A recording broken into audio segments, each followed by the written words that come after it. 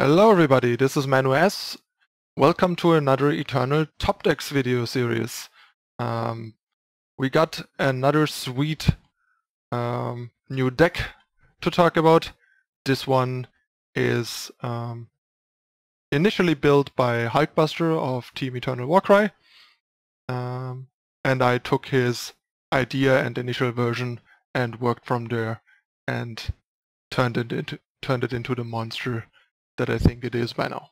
So let's take a look.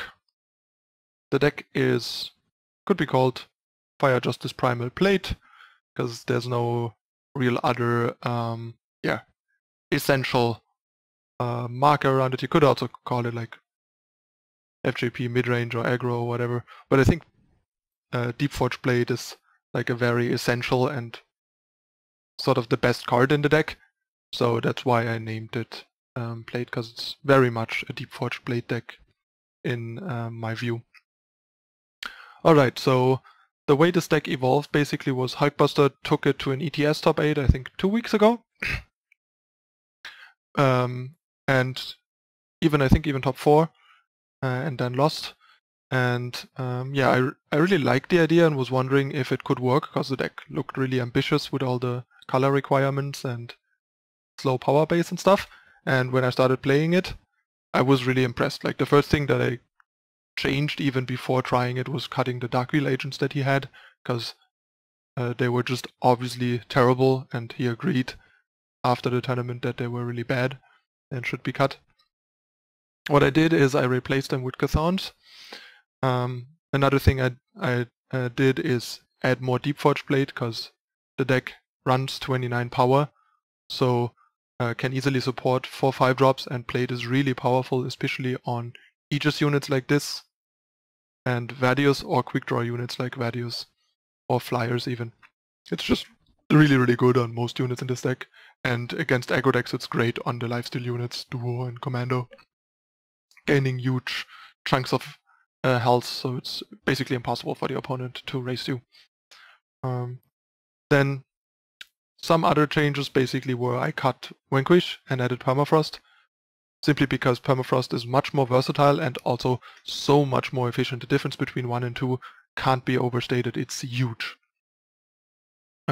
Basically the deck often can't play a 2-drop on turn 2 even if it has one, because of how the power works. So you go like depleted power into depleted power, and then being able to Permafrost something, especially on the draw like the opposing 2-drop, is a really, really big deal to not fall too far behind, where Vanquish would just sit in your hand and then later potentially force you to skip an entire turn because you can't Vanquish plus play a unit. And Permafrost also works really well on turn 4, because the deck has 16 3-cost units, and then can often go turn 4, play a 3-drop and play a Torch or a Permafrost, which is really, really big. Initially I had 3 or 4 Protect and only like 2 to 3 Hammer, where Hulkbuster had 4 Hammer. But now with the Protect nerf the card is really bad, but I feel like 2 are still playable, between reactivating Shelterwing Rider, which is really, really good, and simply protecting a big unit with like a Hammer or a Deepforged Blade can sometimes be good, but the card is really bad now. If the deck didn't run Shelterwing Rider, I would just not play it. But yeah, now that Protect has changed, I went back to 4 Hammer and then cut 2 Hammers for trackers. I'll talk about that in a moment. The other change that happened basically was, this was Champion of Fury, and these were the agents. I turned the agents into these, but then I gave the deck to Patrick Dickman, who I'm playing a lot of Eternal with, as everyone knows by now probably, and he was really unhappy with the Champion of Fury, both because it tore the power apart, the influence apart a bit, because on the one hand you want like double primal, double fire as early as possible for your Champion of Fury to be as strong as he can be, but you also want double justice for 8 3-drops, for example, putting a lot of strain on like how to sequence your influence and stuff, and have the influence for everything being optimal. And he also really hated how bad Champion of Fury played from behind and against aggro.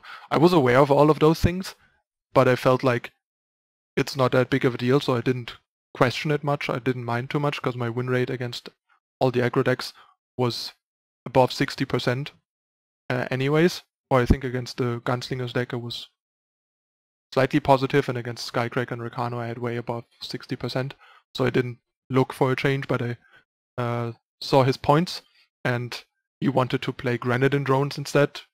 While I like Grenadine drones and share his love for Grenadine drones, this is not the deck for it. The deck thrives on the fact that all of its cards are super powerful, basically undercosted and overpowered compared to the average unit in the game. They're all like the most stats and utility you can gain for the influence you pay, basically, and are all super high impact. And Drone is like the opposite of that. Drone is basically an anti-card. It's a card that matches up well against opposing interactions and small units, and is meant to make the opponent's cards worse rather than be a good card on its own. So it would just not work very well. It would be bad with the Hammer of Might buff, it would be bad with the Hammer, it would be bad with the Blade. It doesn't do anything with Commando. It just is a really bad top deck. It just doesn't work. But then I offered Champion of Glory as an alternative, and he liked that idea well enough to give up on the drones and agreed that the drones that this might be better than drone. And yeah, we tried it and it works out really well. It allowed the deck to shift the power base and influence a bit more towards Recano duels, letting you play mostly like Recano the first 3 turns, aside from Vadius and Kothon, but it's not that big of a deal if you have, say, a Champion of Glory and a Kothon that you can't play Kothon, then you're just gonna play the Champion, and the deck still has enough primal to play a Kothon on 2. It has 17 primal, so it has as much primal as any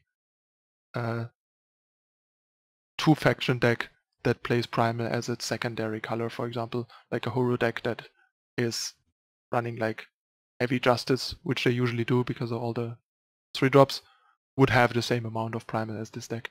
But yeah, it makes this champion much easier to make reliable because you want double justice by turn 3 anyway, so it will at least usually be a 1-3 and often even a 3-3 with the full 8 Recano duels. So the deck is the card is about as much of a 3-3 for 2 as it is in any Recano deck. Because if you look at a Recano deck, especially a 25 power Recano aggro deck, it has 20 justice sources and 17 fire sources. This deck has 19 justice sources and 18 fire sources, so basically the same. It just has 1 justice less and 1 fire more. So it's still really, really good. And the 3 toughness, like the 3 health, and the endurance make it great on defense against other aggressive decks and stabilizing the early game to not fall too far behind. And the quick draw makes it a great attacker, makes it a great Deepforged Blade and Hammer of Might carrier. So that made the deck more robust in the early game, and the card obviously still is a great attacker with Commando turning into a 4-4, where the Champion of Fury would turn into a 5-3. It's maybe a little weaker against control, but not in a way that matters too much because the card is still really powerful. So not a big difference there.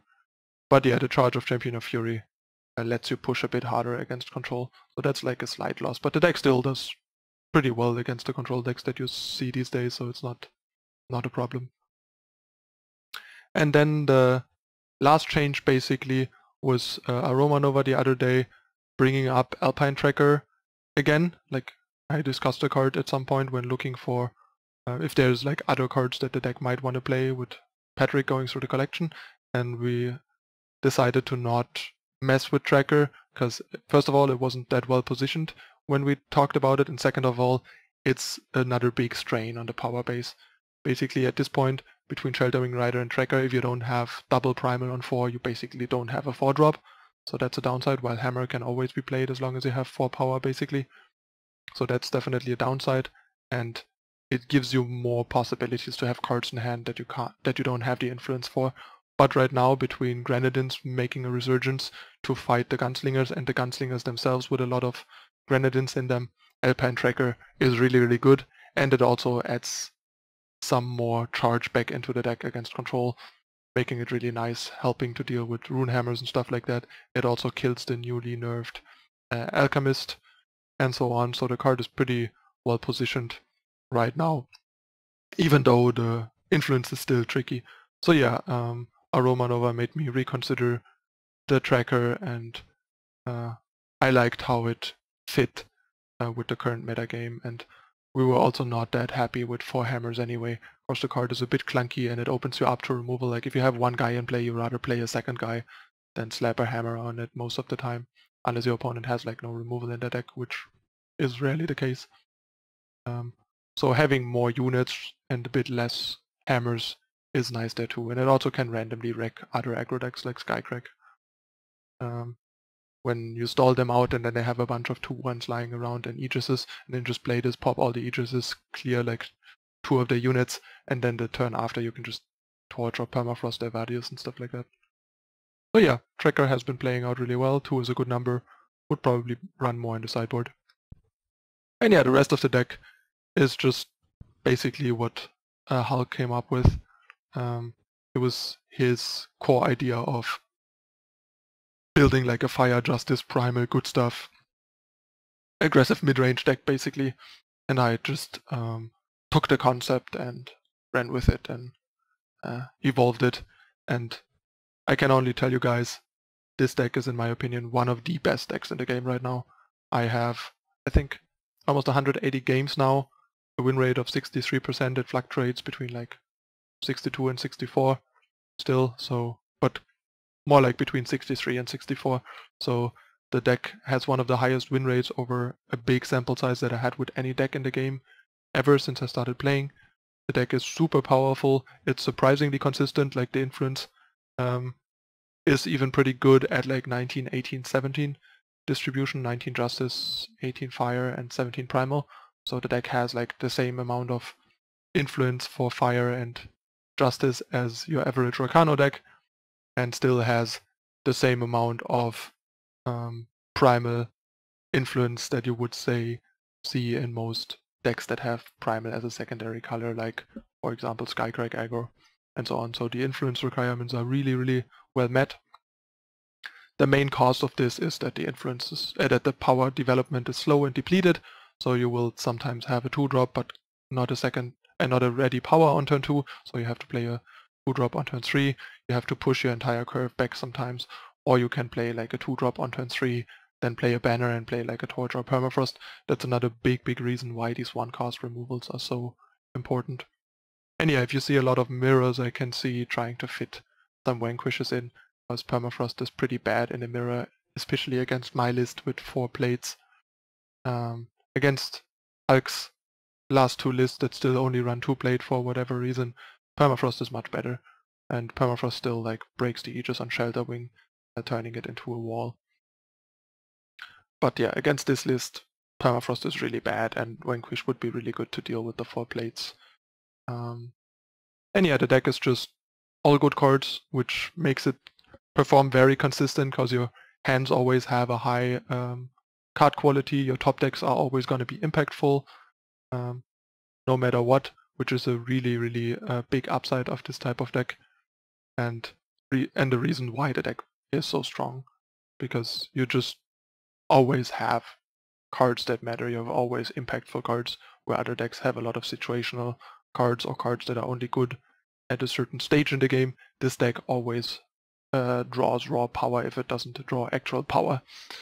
And even actual power works really well in the deck up to 7 because of the ultimate of Kothon and the ultimate of Vadius, both being coming up very frequently in this deck, and part of why these cards are so powerful, because they are good 2 and 3 drops, and they are also powerful 6 and 7 drops basically. Because you play them on 3, then they're going to be good for a couple turns, then they're going to be outclassed, and then you basically play them on 6 or 7 again to make them match up with the board or fly over the board again and generate value for you. Another reason why I think Kothon is an absolute must in the deck, because the deck needs a power sink. The deck has to run 29 power to fit all the influence that it is running and reliably curve up to 5 the way it does, and fit like enough duels and still a couple of sigils to curve out half reasonably normal. So yeah, The deck is just amazing. It's really fun to play. There's actually a lot of decision making going on, how you sequence your stuff, what you use when and on what. And the deck has just been crushing. I don't have a negative record against any archetype where I have a reasonable amount of sample size, except for one probably. I'm currently, I think, like 1-4 or 1-5 against the Xenon midrange, like the big Xenon deck, because the amount of removal plus Vadius is a bit too much. Normally time decks are not that big of a deal if they don't have a ton of removal, because between the Permafrosts and the weapons and the flyers you can just easily crush them. But the Xenon deck can kill your high impact units much better and pick them off.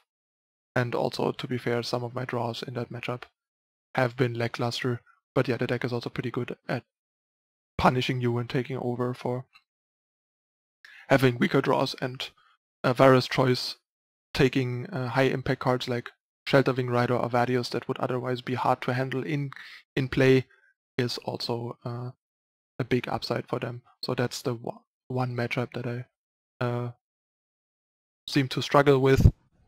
Every other matchup my win rate is like 50% or higher, and a lot of matchups I have like win rates go into the 60-70%, and some decks over smaller sample sizes I haven't lost to yet. The deck is just absurd.